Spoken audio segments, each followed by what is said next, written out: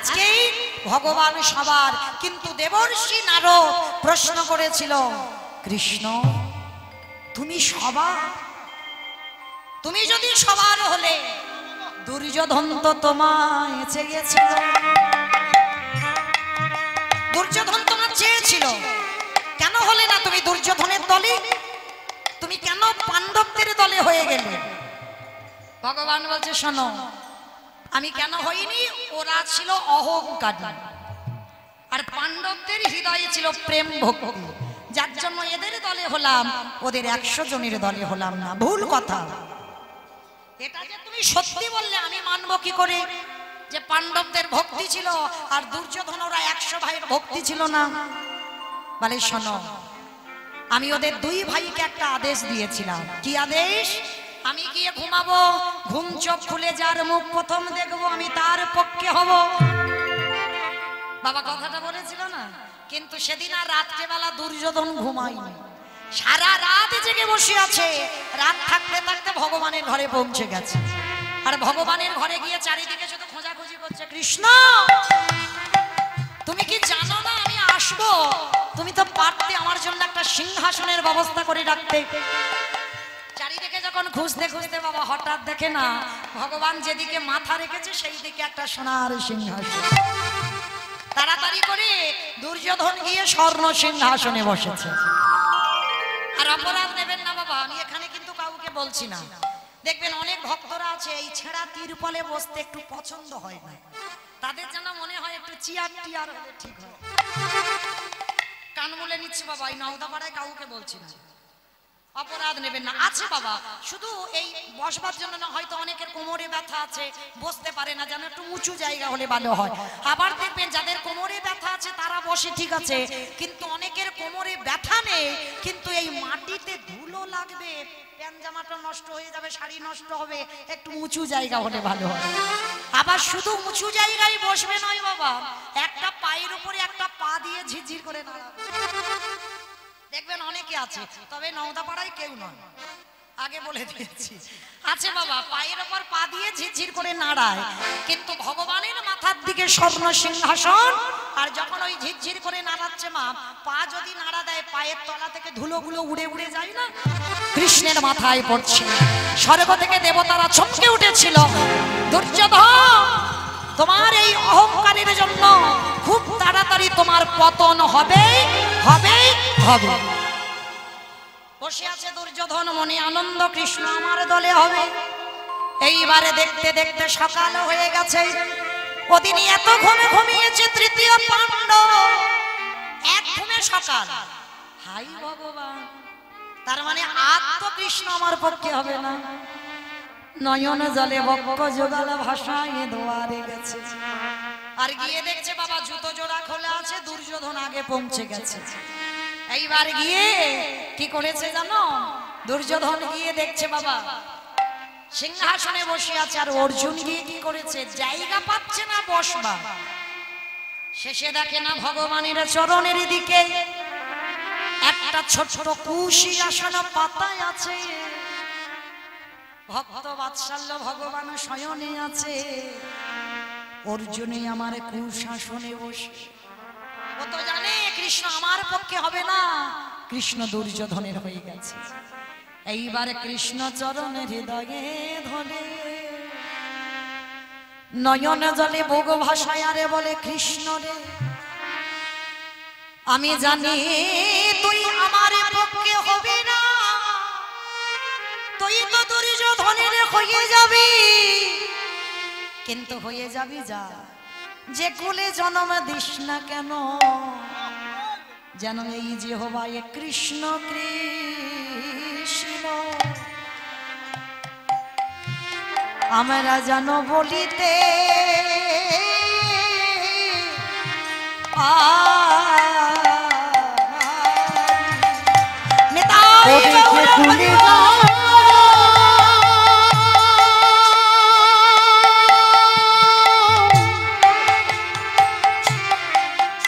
জনা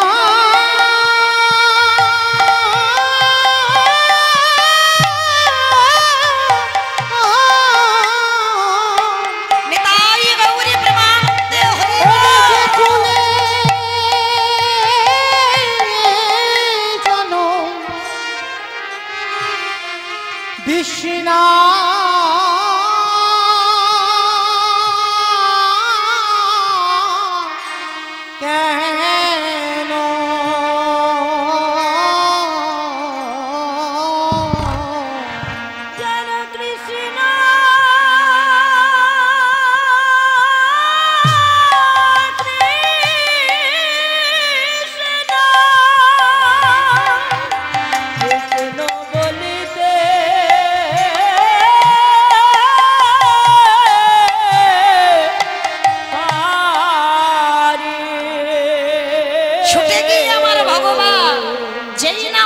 অর্জুন কাঁদছে, ভগবানে আরে কি থাকিতে পারে,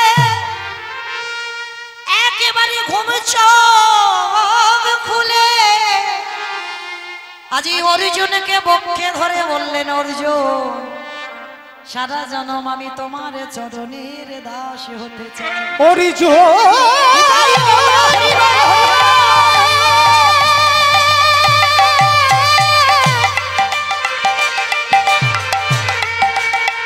আমি যে সারা জনম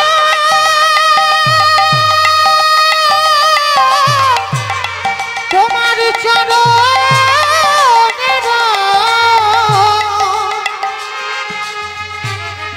আজি থেকে সারা জনম তোমার চরণের দাস হয়ে গেলাম। আস্তে দুর্যোধন ছুটে এসে বলছে, কৃষ্ণ এটা তুমি কি করলে? তুমি তো বলেছিলে যে আগে আসবে তার দলে হবে, তুমি ওই দুর্যোধনের দলে না হয়ে অর্জুনের বুকে জড়িয়ে ধরলে কেন? তখন ভগবান বলেছিল, আমি কোনোদিন বলিনি যে আগে আসবে আমি তার দলে হব। কি বলেছিল বাবা? ঘুম চোখ খুলে যার মুখ আমি দেখব। অনেকে বলে না বাবা পায়ের দিকে ভগবানের ছবি নাকি রাখতে নেই। কি বাবা তাই সত্যি রাখতে নেই? ভুল কথা। ভক্তি যার কৃষ্ণ তার সর্বশাস্ত্রে কয়, সর্বশাস্ত্রে কয় আজ ভক্তি না থাকিলে কৃষ্ণ দেখিও বা কিবা, দেখেও বা কিবা একেবারে নয়ন জলে আজ ডাকার মতো যদি একজন ভক্ত ডাকে, আমার ভগবান সর্বাগ্যে তার চরণের দাস হয়ে যায়। যে জনি নজনি জালে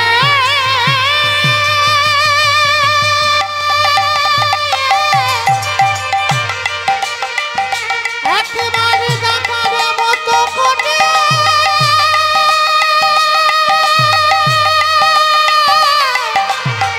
ডাকিতে পারে, আমার ভগবান ভক্তে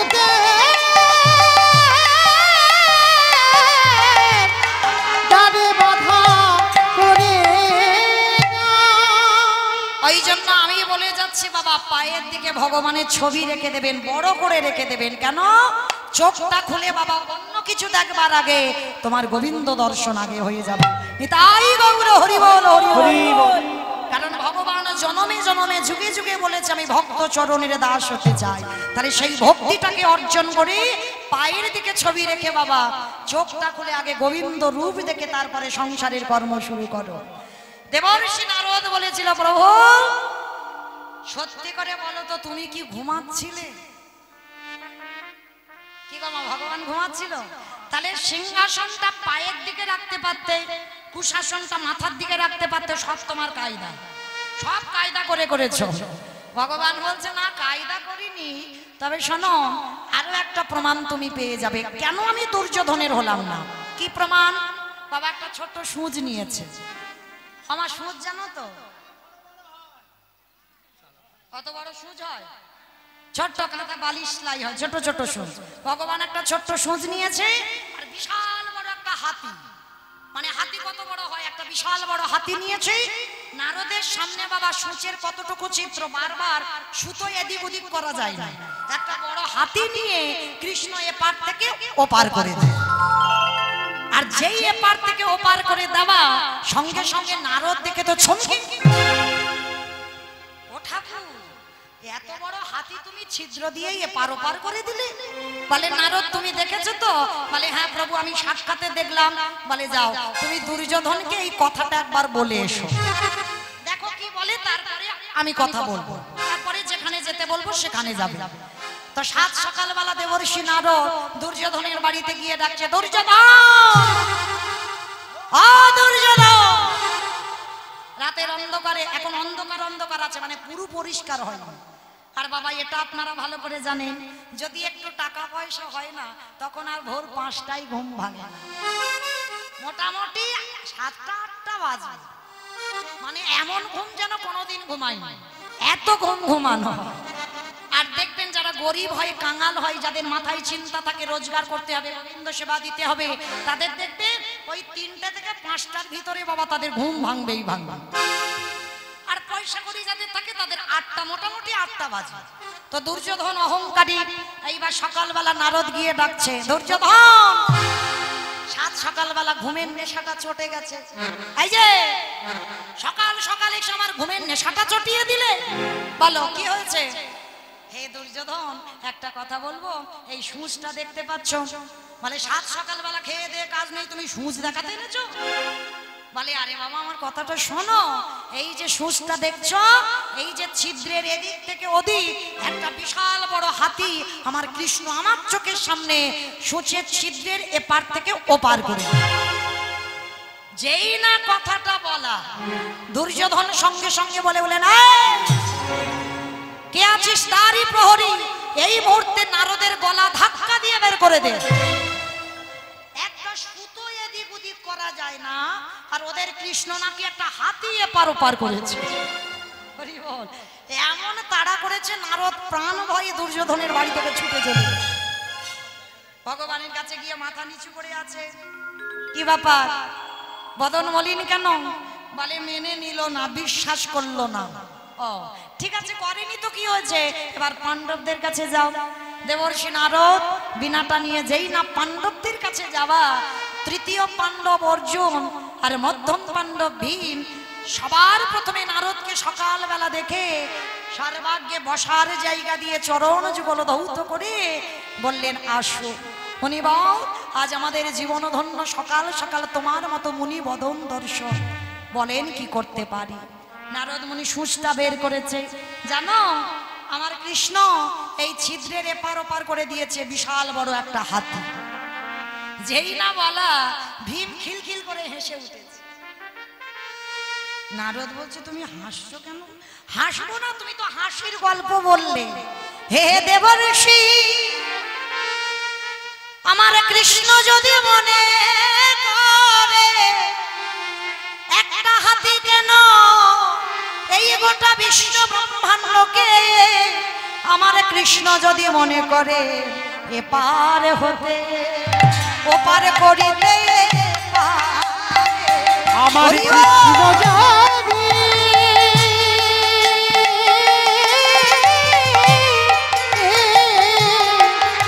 কৃষ্ণ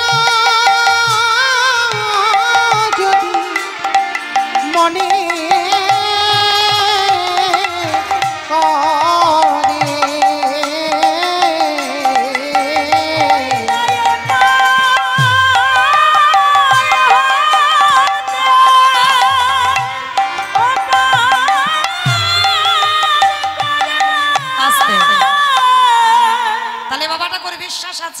তাহলে যাদের বিশ্বাস আছে তাদের পক্ষে ভগবান, আর যাদের বিশ্বাস নাই আজীবন যদি মাথা ঠুকে কাঁদো কোনোদিন তুমি ভগবত কৃপা পাবে না, পাবে না, পাবে না।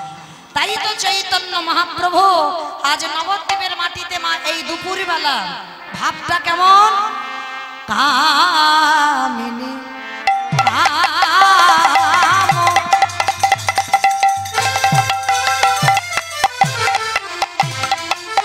আজ কলিত তোছ মানস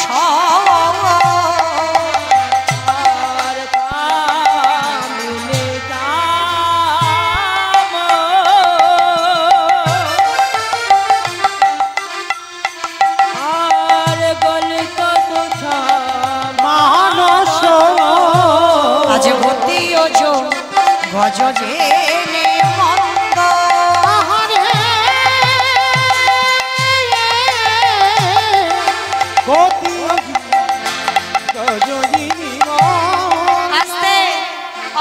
কামিনী মানে নারী জাতি, এই নারী জাতিদেরকে বলছে কামিনী। আচ্ছা মাইরা, গজ মানে কি গো? ঘোড়া। গজ মানে ঘোড়া। দেখো খিচুড়ি স্কুলেও যাইনি, আমার হাতি, তাই তো? আর দেখবেন বাবা একটা কথা বলি, কেউ অভিমান করবেন না, যদি দেখবেন অনেক অনেক বাড়ি বনিদি বাড়ি বলা হয়। কেন বনিদি বলা হয়? তাদের ভব্য সভ্য, তাদের চলাফেরা একটু আলাদা হয়, তাদের পোশাক সবকিছু আলাদা হয় যাদের বনিদি বাড়ি হয়। আর দেখবেন এই বনিদি বাড়ির মেয়েরা যখন হেঁটে হেঁটে যায় বাবা দেখবেন বুঝতে পারবেন। কিরকম বোঝা যায়? হাতি ঠিক যেমন হাতি যখন যায়, যারা দেখেছেন হাতি, দেখবেন হাতি যখন হেঁটে যায় ঠিক দুলে দুলে যায়, দুলে দুলে যায় না? আর দেখবেন বাবা যারা ভব্য সভ্য, যারা জিন্সের প্যান্ট পরে তাদের কথা বলছি, যারা বনিদি বাড়ির মেয়ে, হ্যাঁ তারা তো আর জিন্সের প্যান্ট পরে হাঁটে না, তে দেখবেন তারা শাড়ি পরে যায়। আর শাড়ি পরে যখন যায় দেখবেন তাদের চলার ভঙ্গিটা ঠিক যেন হাতি যেমন যায় দুলে দুলে, সেই ভাবটা। তোমার চৈতন্য মহাপ্রভু পুরুষ হলে কি হবে?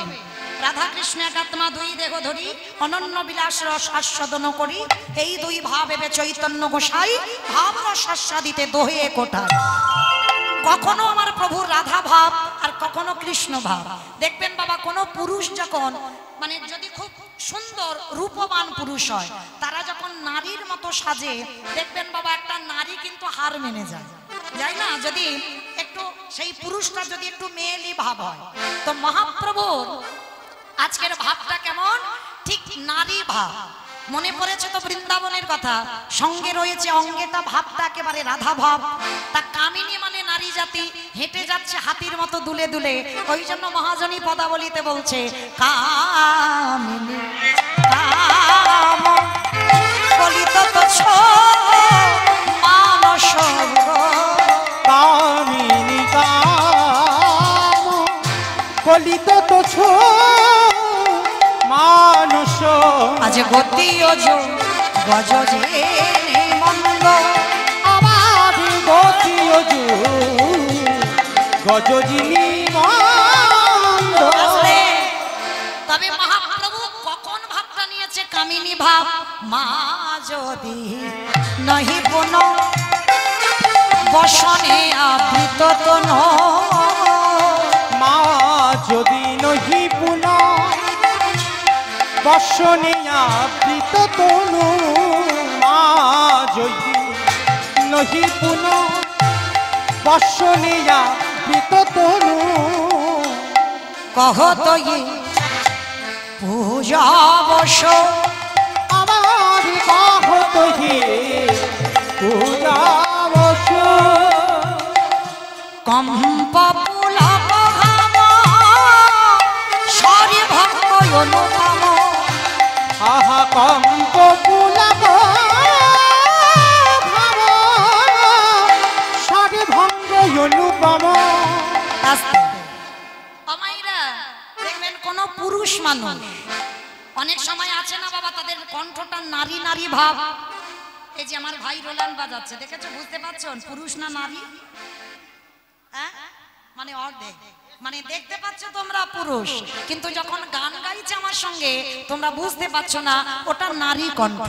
তো মহাপ্রভুর আজকের লীলার ভাবটা তেমন। আজকের পুরুষ কণ্ঠ নয়, আজকের নারী কণ্ঠ হয়েছে। আজ যখন নারী কণ্ঠ হয়েছে, কহতহি পূজা বস আজি নয়নহি জল করি পুরা। কম্প পুলক ঘাম সরি ভঙ্গ অনুপম। আজি কম্প পুলক ঘাম আমার গোটা দেহে।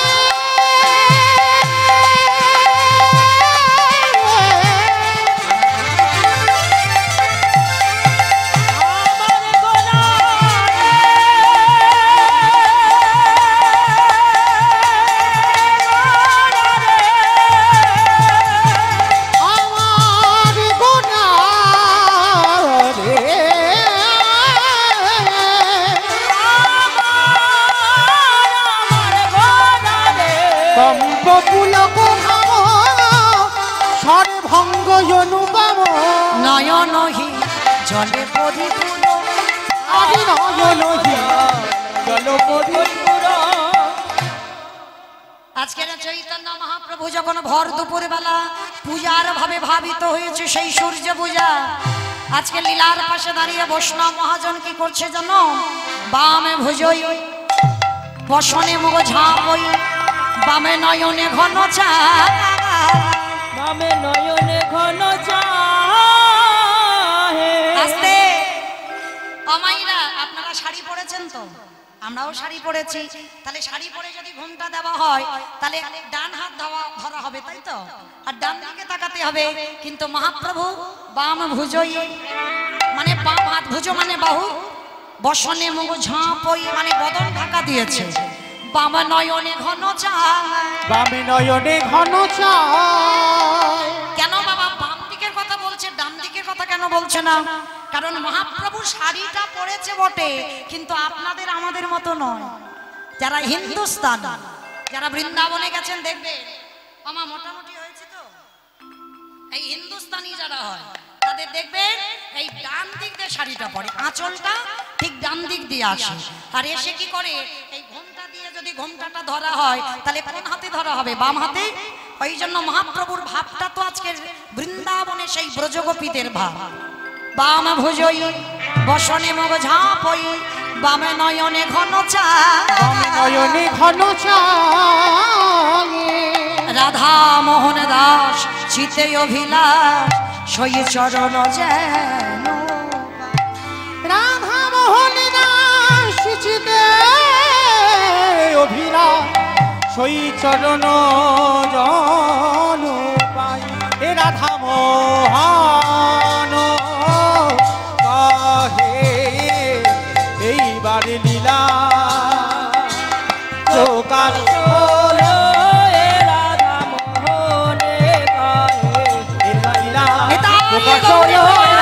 হরি বল, হরি বল, হরি বল, হরি বল।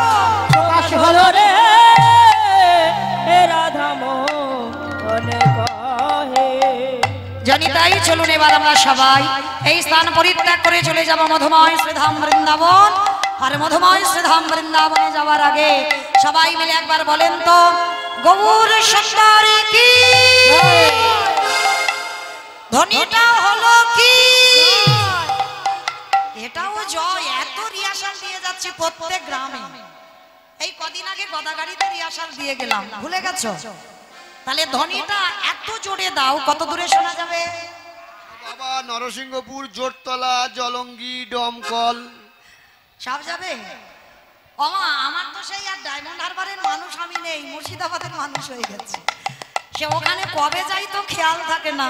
তো যাই হোক, এবার দেখি একবার সবাই মিলে প্রেম সে দুটো বাহু উত্তোলন করেন তো দেখি একবার সবাই। যাদের যাদের হাত আছে, যাদের নাই বলবো না, যাদের আছে তোলো সবাই প্রেম সে সবাই বলবেন, গৌর সুন্দরী কি, নবদ্বীপী রাম কি, জয় সচির নন্দন কি, জয় বিষ্ণু প্রিয়া কি, জয় নিতাই চাঁদ কি, জয় ভক্ত বৃন্দ কি, জয় হরিবাসন ধাম কি, জয় কমিটি ভাই সব কি, জয় গ্রামবাসী বৃন্দ কি, জয় নিতাই গৌরী প্রেমানন্দে। হরি বল, হরি বল। শ্রীকৃষ্ণে যাতে কো খেলা,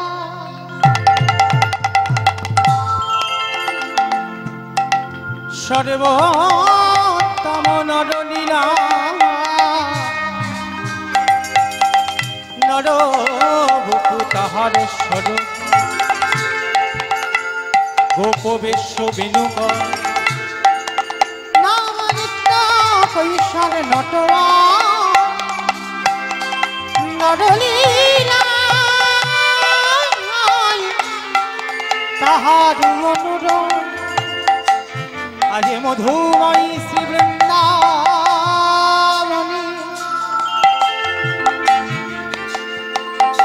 দেখো লীলামার,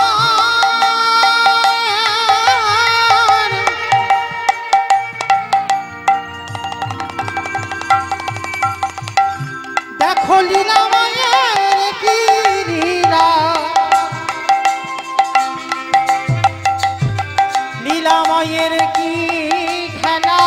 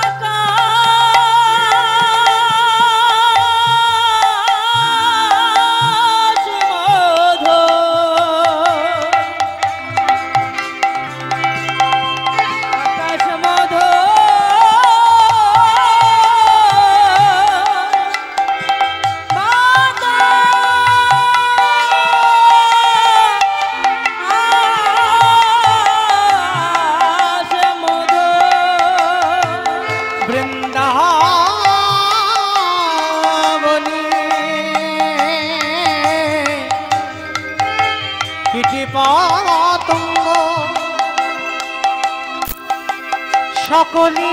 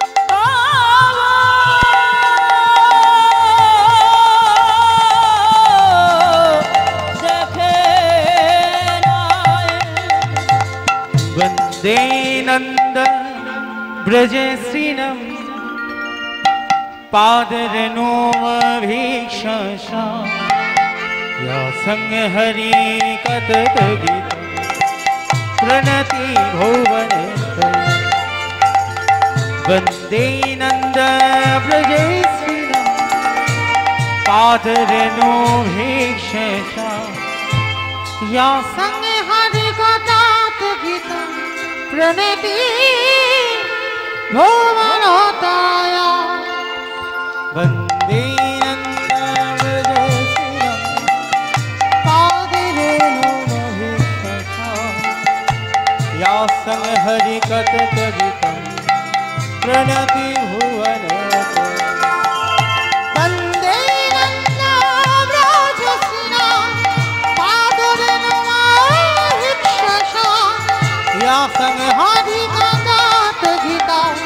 प्रणति भुवनोत्तरा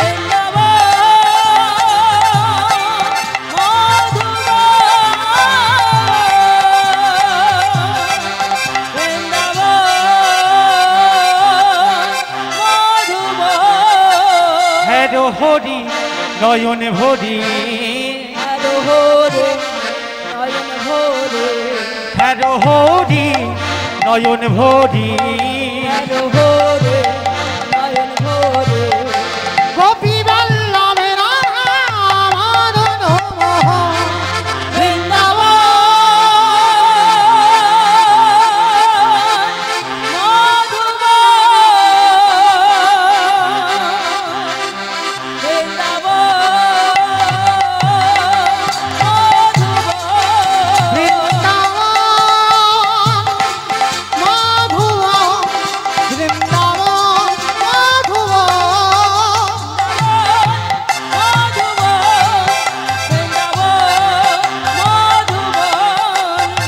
वन्दे राधा कृष्ण चरण